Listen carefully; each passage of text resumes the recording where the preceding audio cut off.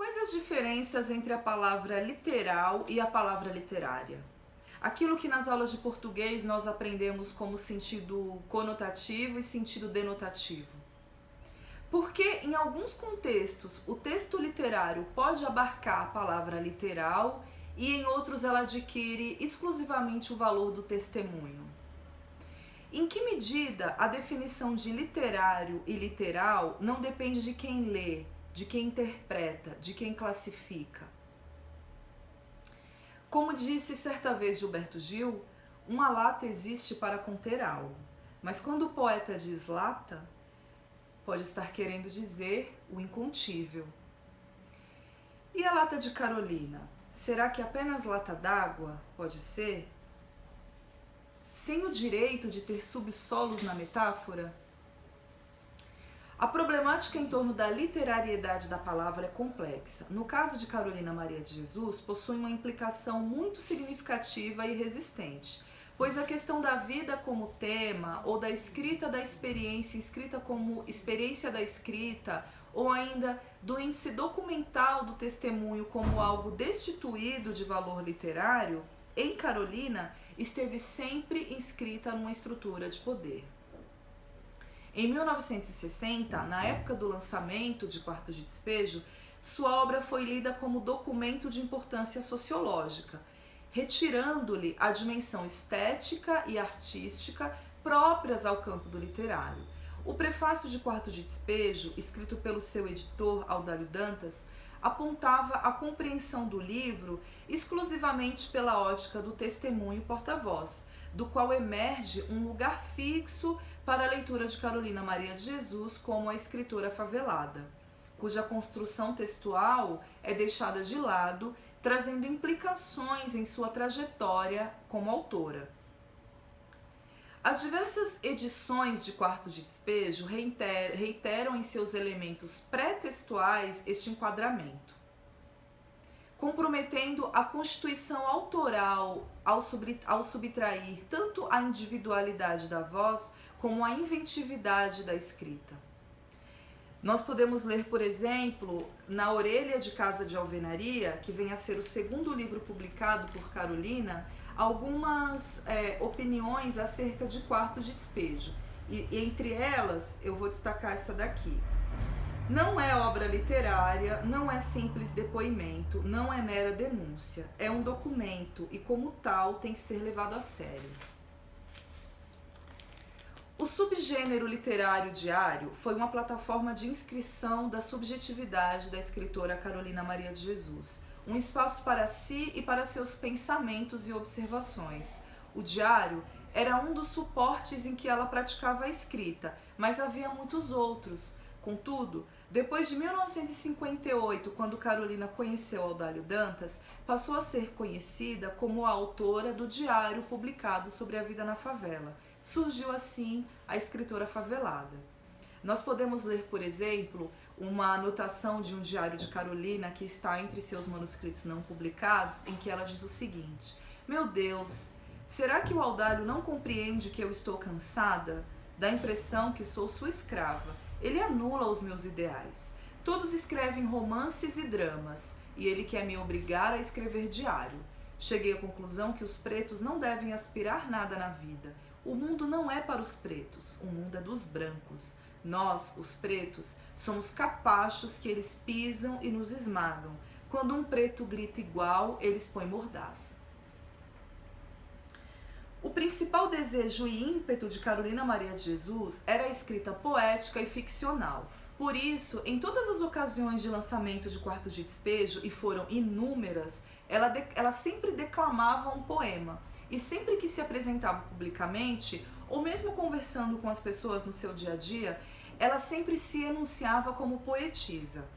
Sempre também marcando que era escritora e que seus textos eram sortidos, como ela costumava dizer, para além da descrição daquele quadro íntimo e pouco conhecido na época, que era a realidade dos barracos na favela.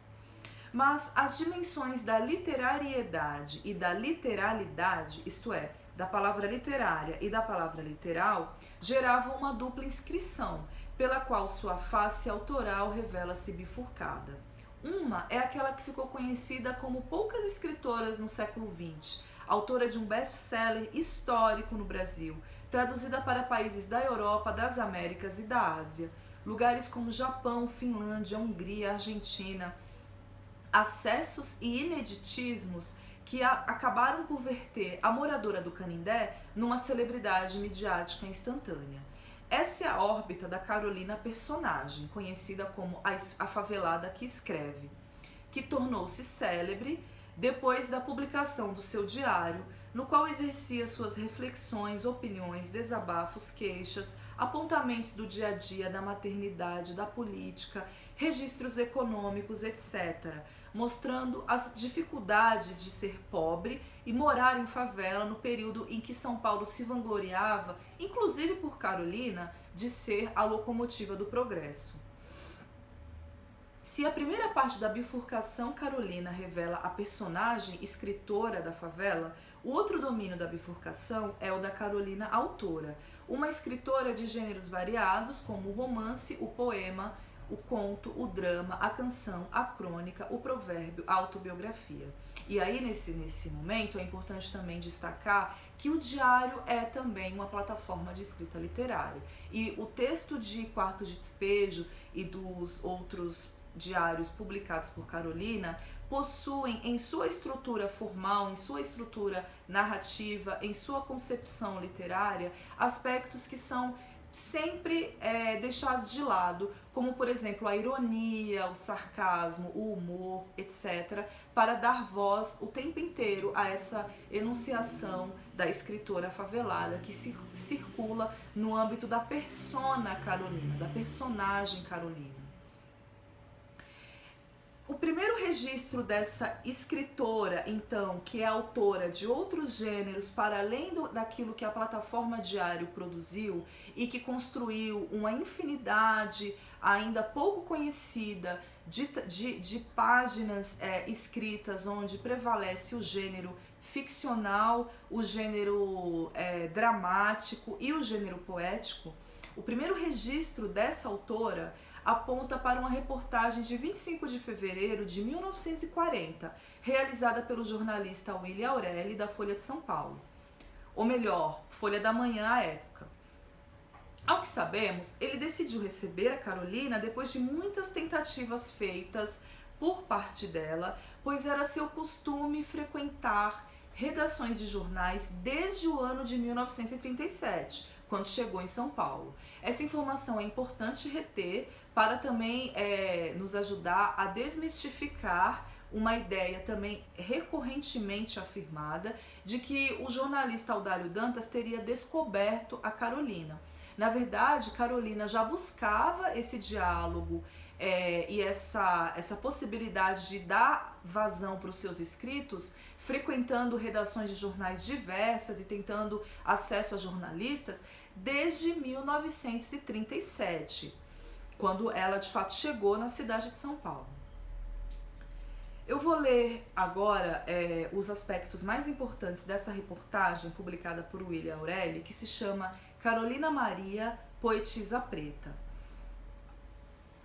Todas as vezes que algo de exótico surge nos umbrais da redação, o secretário do jornal, circunvagando o olhar pelas mesas, trata de me descobrir a fim de empurrar o artigo para o meu lado. Você entende dessas coisas, diz, a título de explicação, e eu, por entender dessas coisas, lido com fatos mais disparatados deste planeta, desses que chovem quando um mortal menos o espera, pela redação adentro. Sábado, por exemplo, apareceu uma poetisa, e é bom que os leitores saibam.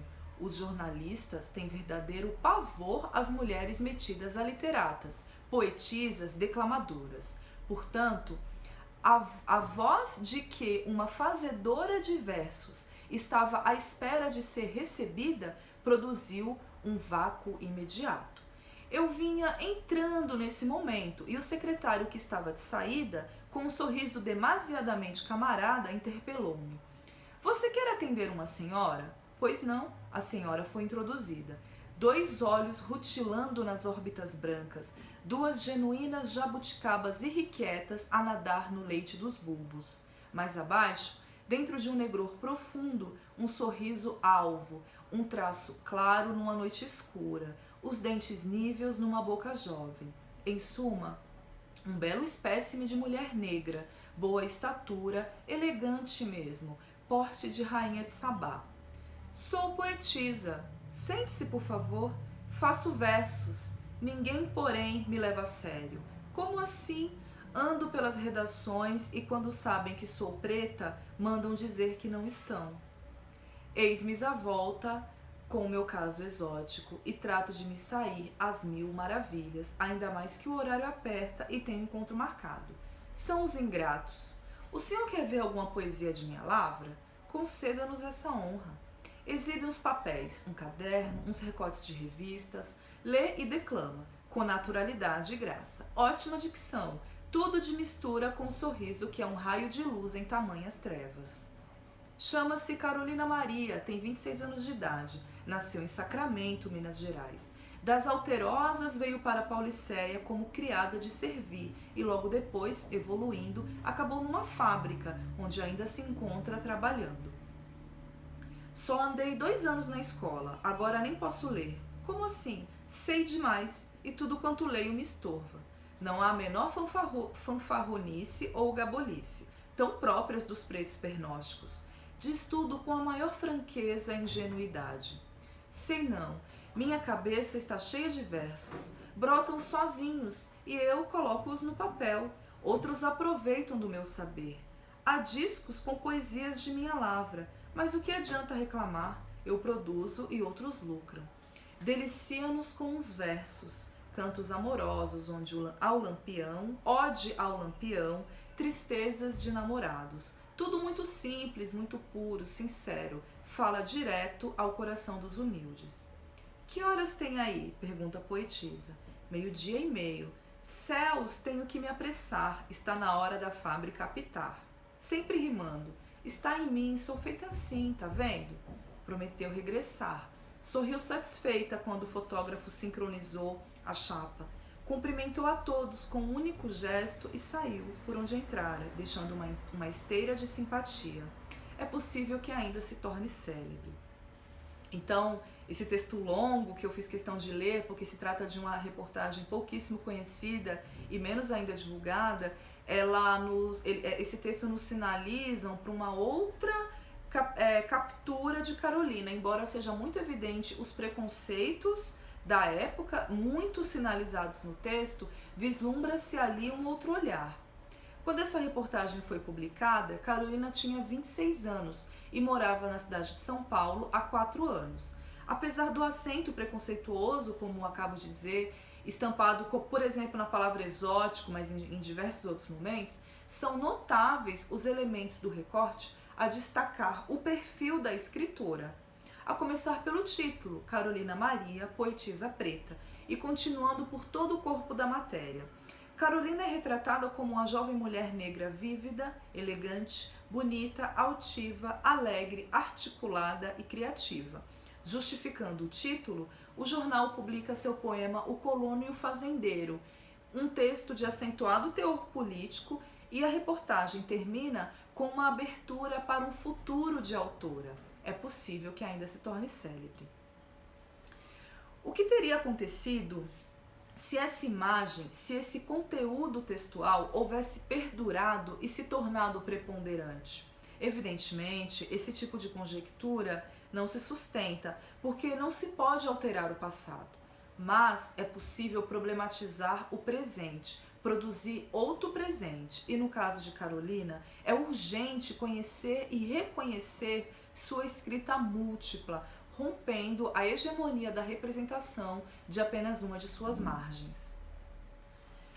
Existem diferenças substanciais entre a reportagem de Willy Aureli e a reportagem de anos depois, que será feita pelo jornalista Audálio Dantas e que introduziu o perfil da favelada que escreve. Em primeiro lugar, o mais evidente, e que constitui um domínio ainda hoje negado a Carolina, a enunciação de si através do lugar de poeta e o reconhecimento desse lugar por parte da recepção, ainda que imersa nos preconceitos da época. Evidentemente, entre o tempo das duas reportagens, 1937 e 1958, muita coisa mudou na vida de Carolina. A começar, ela se tornou mãe e viu drasticamente reduzidas suas opções de inserção laboral e de moradia, problemáticas que ainda hoje atingem mulheres negras pobres na cidade. Porém, a diferença entre a poetisa preta e a favelada que escreve emerge muito mais dos exercícios de enquadramento para sua voz do que da própria Carolina, que afinal nunca deixou de ser poeta, além de exercer a escrita literária em outros gêneros.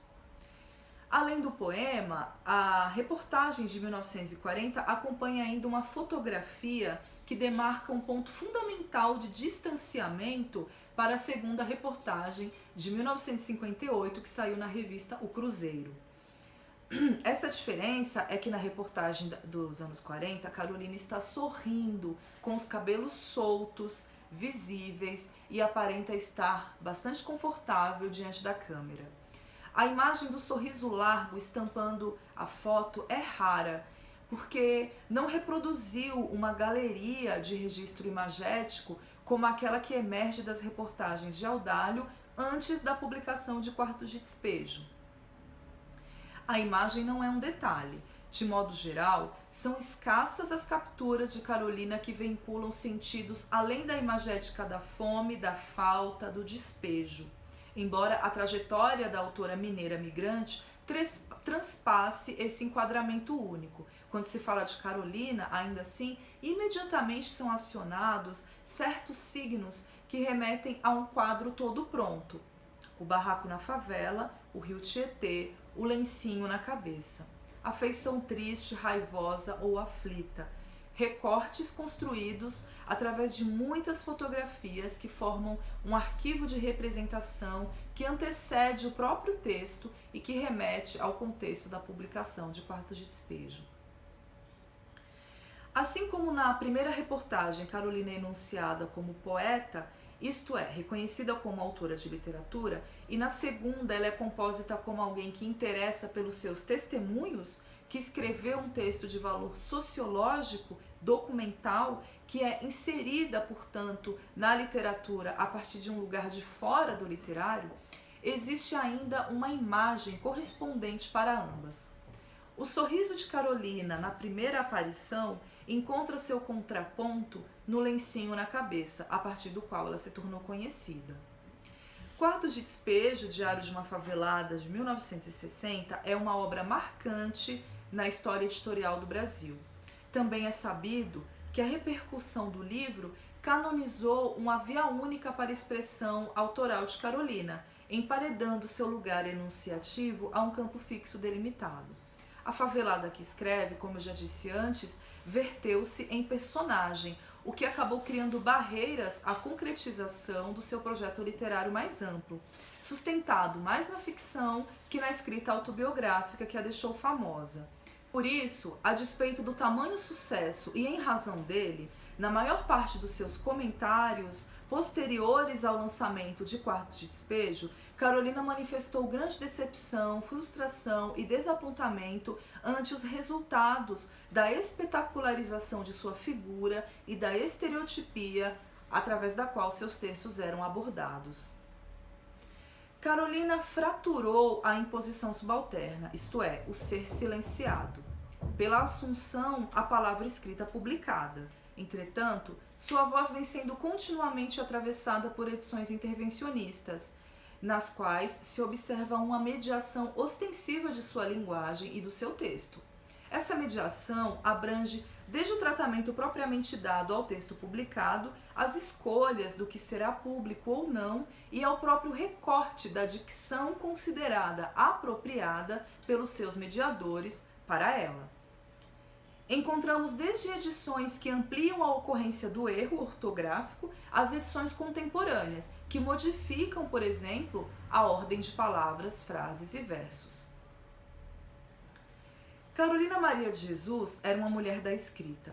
A escrita em Carolina era performática.